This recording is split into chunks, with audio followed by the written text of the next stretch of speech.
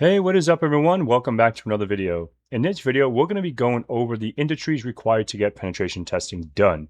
So if you guys are new to the channel, please like, subscribe, and share. And the reason why I'm doing this video is because recently I went to a few meetups and questions were asked about regulatory compliance, what industries actually need penetration testing. So I put this together for the community and for you guys that want to watch it.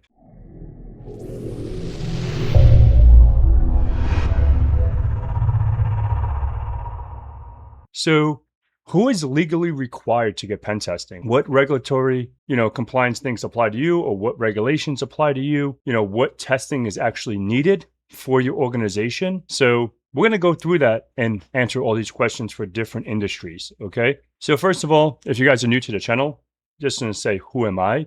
I'm the CEO and founder of ISP Security, which is InfoSec Pat. We are a pen testing firm that helps SMBs with cybersecurity and security needs. And I also have InfoSec Pat Academy, where I do some penetration testing training and stuff like that. And obviously, then I have my YouTube channel and all that good stuff. So I have over 13 years hands-on experience in cybersecurity, pen testing, red teaming, and all that good stuff. 20 years as a whole in IT, and I have a few certifications under my belt. And I have this slide up here because I did this for a local meetup where I'm at, and just to give a little who am I to the folks that were there with me. So when I'm not actually pen testing or teaching, I really enjoy mentoring others, speaking at conferences, and just building the cybersecurity community up for the next generation. So I love playing hockey. I love watching hockey. Go USA for bringing home the gold. I love working out, and my new thing is arm wrestling. I really, really enjoy that. Been doing that for a couple of years now. So the first industry here is financial institutions, right? So financial institutions are really, really critical. What compliance do you need? You need to be pci-dss, GLBA, FFIEC, and SOC 2, right? So what testings are required? External, internal penetration testing, web app testing, annual testing, and after any major change, maybe an application or revision that was submitted through QA and you're putting this into development, maybe while it's in staging, we can test it before it goes into production. So now the following includes banks, credit unions, fintech companies, payment processors, and investment firms. Okay, so that's all in the realm of financial institutions. The next one we have up here is healthcare organizations. So healthcare organizations, they have to follow HIPAA, high tech, high trust, internal pen testing that, they need that. They need web and API testing, and vulnerability management program. Usually a lot of healthcare organizations, if you're a bigger firm or if you're a bigger organization, you will have a VM program or vulnerability management program. And these include hospitals, clinics, private practices, medical SaaS companies, and insurance providers. The next one up here is, it can be local government, state government, and contractors, right? So you have FISMA, you have NIST 853, FedRAMP, CMMC. Obviously, this is all for DoD contractors. And I want to put, some little information out there. If you have your certified ethical hacker, I have my CEH for many, many years, probably I think 14 years now, 13 years or whatever. I think since 2012. So what is that, 14 years? And the reason why I keep my CEH up to date, not because you're a crazy elite hacker. No, because, the government recognizes the CEH, right? They don't recognize the CAPE or the CPTS or any of those other certifications that you get hands-on, but the CEH, it recognizes it so you can land those government contracts. Okay, so they need annual pen testing, red team exercises, continuous monitoring, and cloud pen testing, FedRAMP, moderate, and high. So, about a year ago or so, or something like that, I was called for a FedRAMP assessment.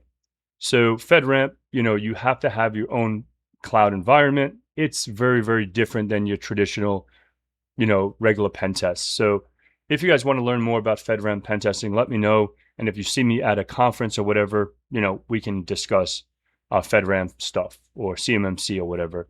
But I'm familiar more with FedRAMP because I did more engagements. Okay. The next one up here is e-commerce and retail. So they're definitely required because they do credit cards, PCI-DSS required and mandatory if processing credit cards. So if you're an e-commerce or a retail store, unless like you're a retail store cash only, then you're not really required because you're just cash only. But, maybe like your barber shop or something like that, like maybe it's only cash only or Zelle or whatever, because it's only maybe 30, $40, right? But if you're buying stuff for, hundreds and hundreds or thousands of dollars, chances are you're going to be using a credit card. So you need to get a web pen test. You need to get API pen testing, external network pen testing, and after any major update or upgrade, you should get that new version tested to make sure you have no bugs. The next one here is SaaS and cloud companies, right? So you need to do SOC 2 and ISO 2701 or 27001, right? So with this, you need to do web pen testing, cloud configuration reviews, API testing, and annual testing at a minimum, right? So the requirement for the following is SOC 2, ISO 271, and enterprise contracts.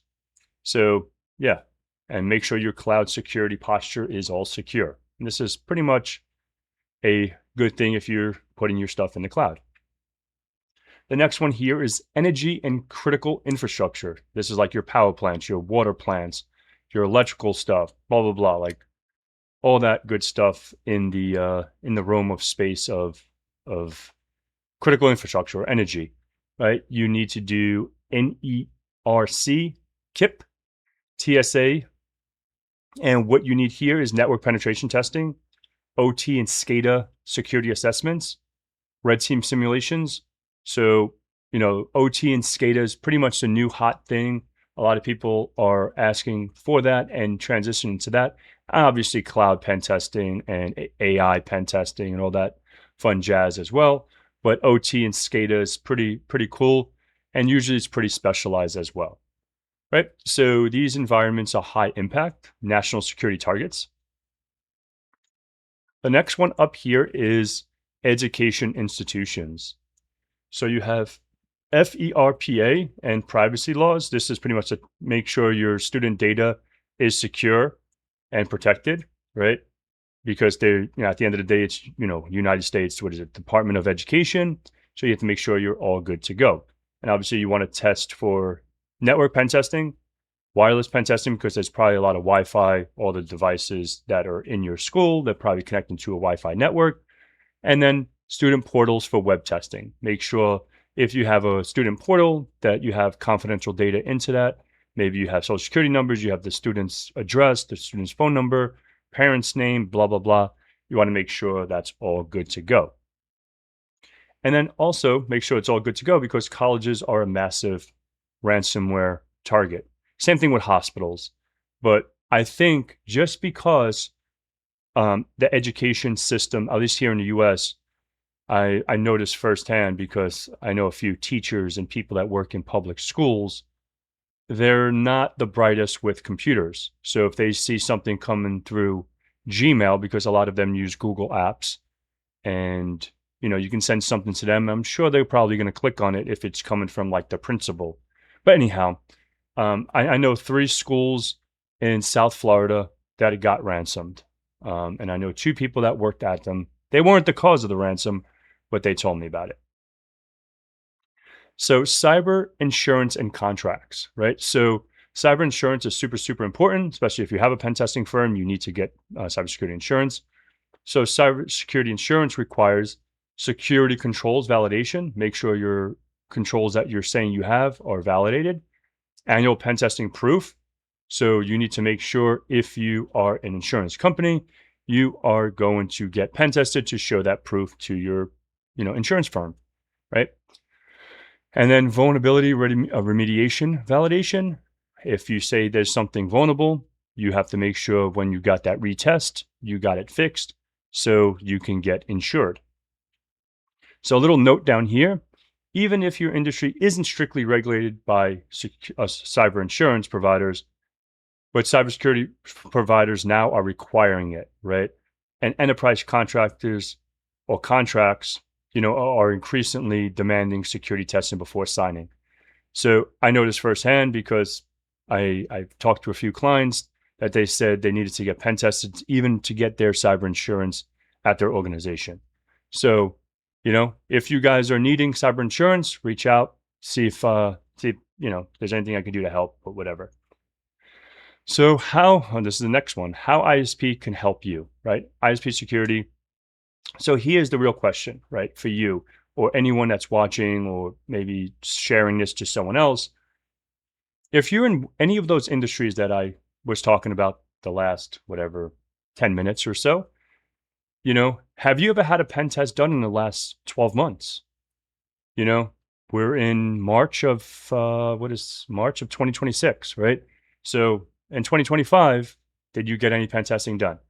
If not, you already might be out of compliance, right? So you just have to make sure, if you need compliance, make sure you get this done in order for you to submit that report, that proof to your necessary agency, right? Like, SOC or PCI or HIPAA, etc. Right? So at ISP Security, we help SMBs and enterprise organizations stay compliant and secure with internal pen testing, external pen testing, web app, API, Wi-Fi, and we do a full retesting after remediation. So you do a test with us and we test you, we find the vulnerabilities, we submit it to, or we give that report back to you. With those findings, you say if you need 30, 60, 90 days to make sure you get everything remediated, you give us a date to retest you. We get you back into the schedule, and then we will retest for free. Yes, free, FREE, right?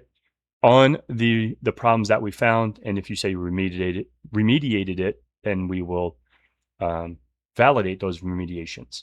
Okay. My website is www.ispsecurity.co. And if you have any questions, you can email me or the company at info@ispsecurity.co for more information about our services. Okay. Thank you all very much for watching this video. And everyone, if you ever, watch this video again, that you were at a local event, wherever I showed this slide, thank you guys for attending and listening to my shenanigans for 10, 15 minutes while I talk about this stuff. So if you're unsure of your industry requirements, drop your industry in the comments. Obviously I put this in for the video, but if you're not familiar, just hit me up.